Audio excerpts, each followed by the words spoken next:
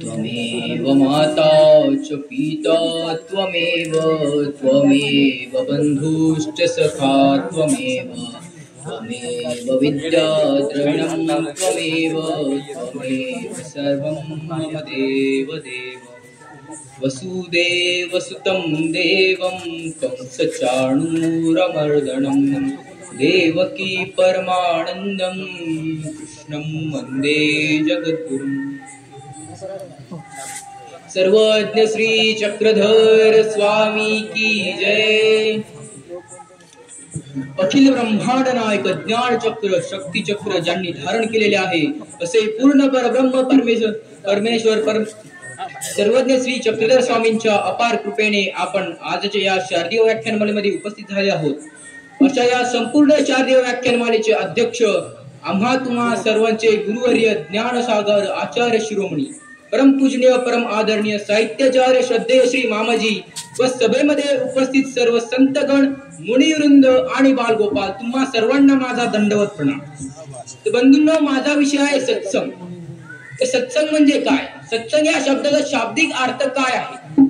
यापूर्वी अनेक विद्वानांनी आपापल्या बुद्धिमत्तेनुसार सत्संग या शब्दाचा शाब्दिक अर्थ अतिव्यापक मांडलेला आहे, किंतु सत्संग या शब्दाचा अर्थ खरं तर मग चांगला संघ आहे। सत्संग हा प्रत्येक मनुष्य जीवनामध्ये खूप गरजेचा आहे, मग तो सामाजिक जीवनात असो की आध्यात्मिक जीवनात असो। सत्संग केल्यामुळे मन आणि विचार सकारात्मक बनतात, मनाला शांती समाधान आणि आध्यात्मिक उन्नती प्राप्त होते। सत्संगामुळे एखादा वाईट मनुष्य सुद्धा दुर्गुणाचा त्याग करून सद्मार्गाला प्रवृत्त होऊ शकतो।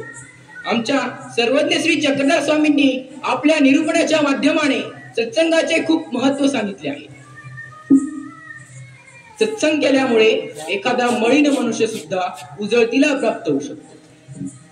बंधूंनो, यावरूनच मला एक स्मृतीस्थळातला प्रसंग आठवतो। एक वेळा श्री नागदेवाचार्य निंबा या गावामध्ये असताना विजनाला बसले होते। त्यांच्याजवळ एक जोगी आला, नागदेवाचार्यांना नमस्कार केला आणि त्यांच्या जवळ बसला आणि त्यांना प्रश्न विचारू लागला, आपण या कवननाथ?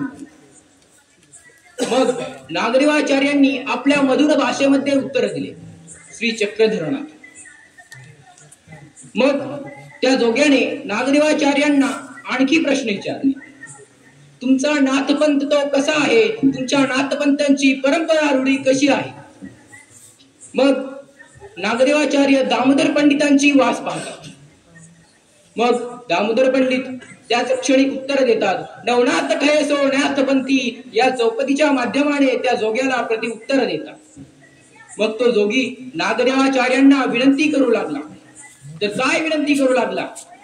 मला तुमच्या धर्माचे तत्वज्ञान निरूपण करावे।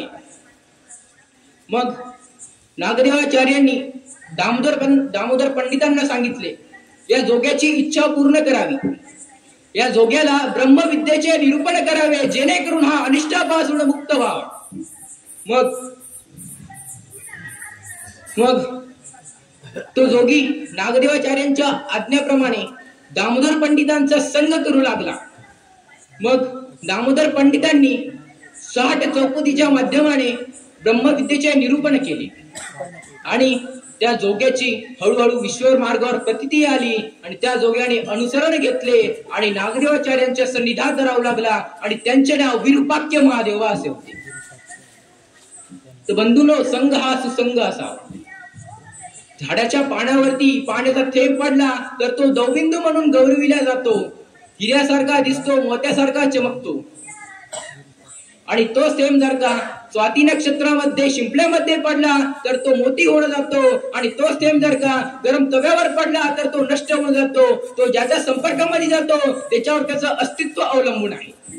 तर बंधूंनो, जगातील सर्वात मौल्यवान हिरा जो आहे तो जर का ढेकणाच्या संगतीला आला, ढेकणाचं रक्त त्यावर पडलं तर तो नष्ट होऊन जातो, दुभंगतो, त्याचं जीवन माती मौन होऊन जातं। तर बंधूंनो, आता संघ कुणाचा करावा?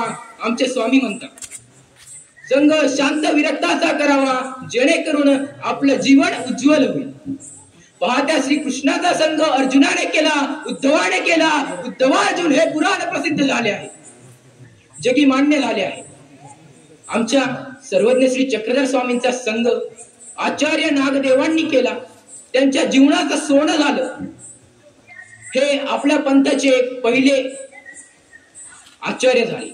यादीमध्ये हेच नव्हे तर माहिमभट्ट आहे, आबाईचा आहे, महादाईचा आहे, अजून कित्येक नाव सांगायचे। यांनी सर्वांनी चांगला संघ केला आणि कैवल्यगडावरती विराजमान झाले।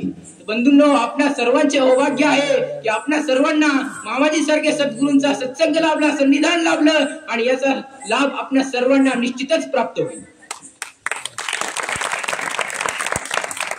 गंगा पापम च सीतापम दैन्यम कल्पतरुस्तता पापम तापम च दैन्यम च घ्नन्ति संतो महाशया।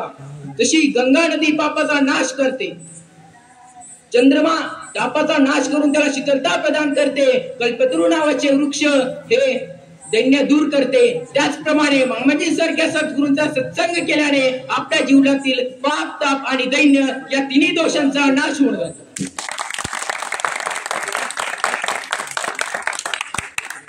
बंधूंनो, शेवटी जाता जाता एकच पंक्ती म्हणू इच्छितो, संगत करे संतो की तो बढ़त बढ़त जाए, संगत करे संतो की तो बढ़त बढ़त जाए, और संगत करे गधों की तो दो दो लाता खाए। चांगला संग करा आणि वाईट संग सोडून द्या। शेवटी जाताना मामाजीच्या सन्निधाने संग सांगता सत्संगाने हीच आपली कैवल्यगडाची वाटचाल सुखकर हो आणि हीच शुभाभिलाषा व्यक्त करतो। आणि या ठिकाणी मला संयोजकांनी बोलण्याची संधी उपलब्ध करून दिली, त्याबद्दल त्यांचे मी मनापासून आभार व्यक्त करतो। आणि तुम्ही माझे विचार शांत चित्तेने ऐकले त्याबद्दल तुमच्याही मी मनापासून आभार व्यक्त करतो आणि तुम्हा सर्वांना दंडवत प्रणाम करून माझ्या विचाराला इथेच पूर्ण विराम देतो। सर्वज्ञ श्री चक्रधर स्वामी की जय।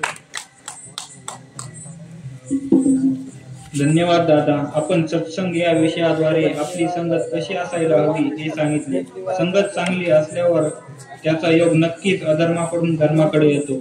दादांसाठी पुनश्च एकदा जोरदार टाळ्या।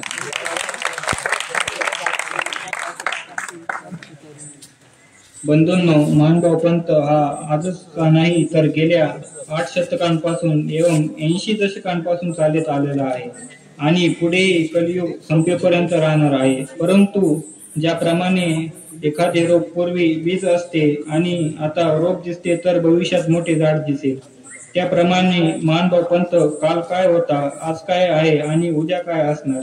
तरी मी मानभाव पंथ काल, आज, उद्या या विषयावर अधिक वेळ न घेता अधिक प्रकाश टाकण्यासाठी आमंत्रित करतो। पूजनीय